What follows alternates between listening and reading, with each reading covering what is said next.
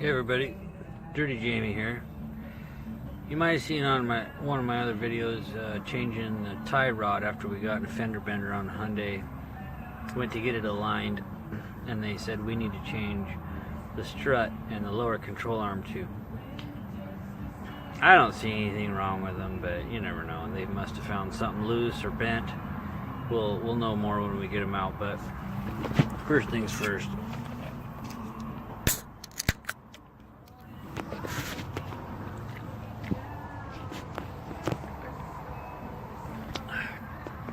So we got her jacked up, got the wheel off. If you need help with that, don't work on your car. Take it to the shop. I put a jack stand under there. I put it behind this other little bracket here that kind of mounts to the control arm. Because, you know, I might have to take that off. I don't know. We'll see. Might have to take the jack to pump up to get the strut off too. Probably have to get some tension off of it. Not sure yet. We're just gonna start taking bolts out. We got this here holds the brake line. This here holds the ABS wire. No biggie there.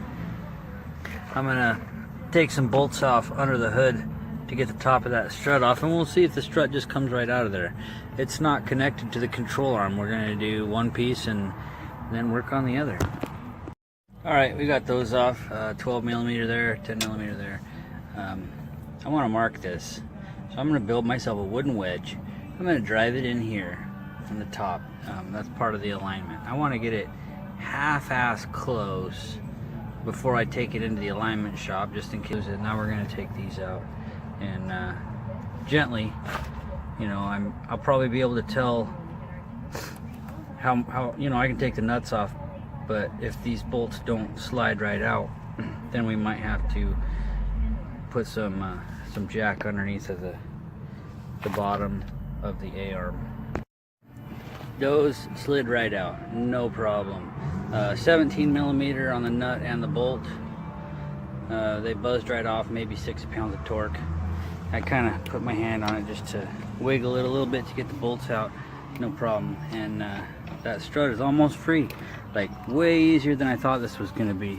Now we got 3 nuts on the top of here, and I think that whole thing's going to fall right out. That was ridiculous. 3 14 millimeter nuts fell right out on the ground. I think I paid like $200 to have struts done. $250 like over 20 years ago, 25 years ago. That was ridiculously easy. So I don't know if all cars are that easy. I don't usually change a lot of struts. So now we're gonna work on this lower control arm. We've got a bolt going through that part of the bracket, pretty big. We got 2 bolts, one right there, one right there. You can barely see that one. And one on the bottom in the front here. It's actually a nut on top of it where there's a ball joint there on the bottom. We're gonna start on the outside and just start seeing how stuff falls apart when we take those off. Oh, we got another one here. There's a nut there to take off. That's for the anti-sway bar. Take that out of there first. Get the little stuff out of the way first. Alright, a little recap, making great headway. Again, stupid easy. We had 19 millimeter.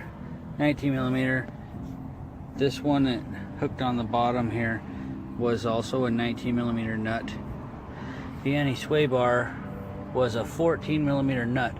And it started rotating in that ball joint. Another 14 millimeter on the back. You might need 2 end wrenches for that. 22 millimeter. I didn't have a 22 socket. I had a 21. 7/8 worked just fine.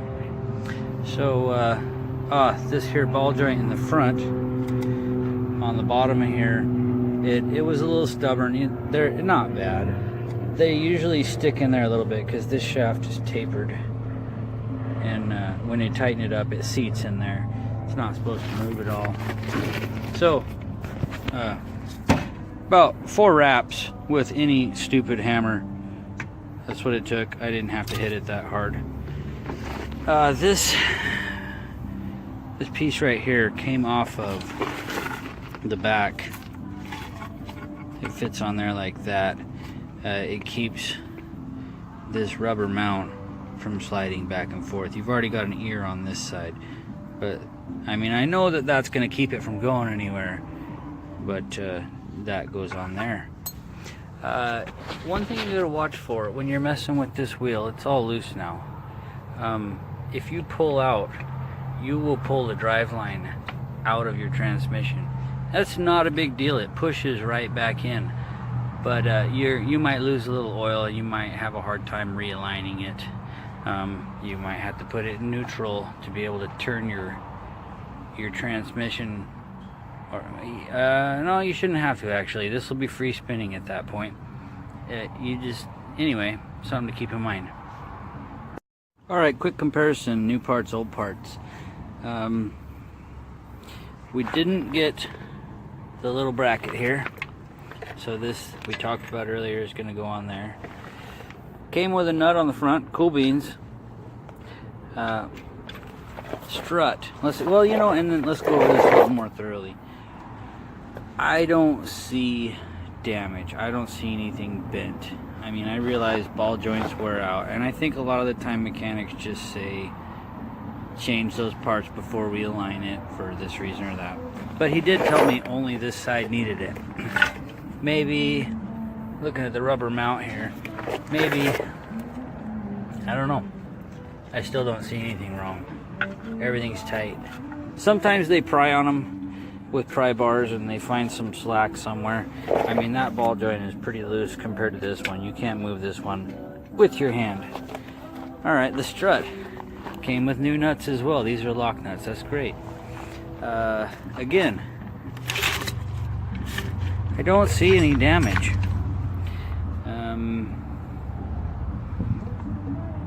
Yeah, I don't know. But we're going to reinstall now. Bottom piece first. And I'm just gonna kind of slip this end in first, line these up, and push this up into place and put the nut on. That'll help hold it in place while we get started putting it together. Quick little tip. The outside had a plastic cover on it. I tried putting it on there. You're not gonna get it started with that damn thing. Moving on. Another quick tip. To get this thing started in this back bracket, swing it way out to the side here. I'll show you what I mean.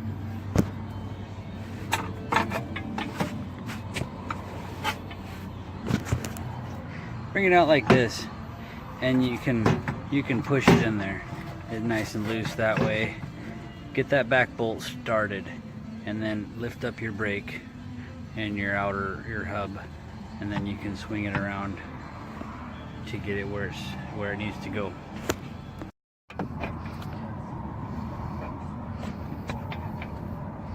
Well, you little bastard. I was gonna give you some commentary while I tightened up a bolt, and then it had to be a bastard. So, working on that side. We got everything started. Like I say, get that one started. In the back there, swing it around, line up this front one. Can we see it? You know what I'm talking about. That little sucker right there. Just twisted it on by hand. It's a lock nut. You don't have to get it very far to start with. Just help hold it in place. Then you can kind of lift up and get those back two started. You know, watch out for these. I found myself putting pressure on it with my arm when I'm reaching back in here. You don't want to tear that off of there and have another part to fix. So once you get everything started, tighten it up. It does not matter what order. View from a little further back, you can see some of the body damage there. We beat the fender out, wrinkled it up, but that door still needs some attention. I plan to roll the window up and take off the inside panel and maybe push out a couple of those dents. It'll still look wrinkled. and then I'm gonna order a fender. All right, so recap. We got all the bolts tightened up down below. Don't forget your anti-sway bar that we took off. It actually went on easier than it came off because it didn't rotate on me. Tightened it up pretty good. Put the strut in. I had a hell of a time lining these up. I don't know why. I put it up through there, started one nut, and to get the other two to come through the hole was kind of a bugger. So maybe don't start a nut until you got all three of them all the way up through there. I almost thought it was the wrong part for a second. Stupid little shit. Yeah. We're gonna go ahead and tighten those all the way up. And I can probably slip these bolts in right now. Alright, we got the top three tightened up. Yeah, I recommend leaving those loose until you get the bottom together.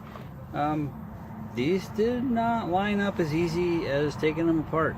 Just kind of twisting and turning everything to get it to work. I don't know, it was a struggle. It's kind of like a puzzle almost. We got our ABS wire bolt started, brake line bracket started. The piece of wood I made, pointless. There's no adjustment here. If there is adjustment, it's on the bottom. I'm not sure if there is. I don't think there is. Yeah, that's it. We're gonna tighten these four up right here and put the wheel on. We are done. All right, in closing, torque your lug nuts down, folks. If you don't have a torque wrench, you might not should be working on your car that much. Get a torque wrench, 90 pounds. I use it for 4, 5, 6, 8 lugs. You know, sometimes they say 80, 85, depending on if it's aluminum wheel. I think I've seen some heavy duty, bigger lugs, steel wheels go to 100, 110. Semis are a ridiculous amount. Let's talk about that alignment and the wooden wedge real quick.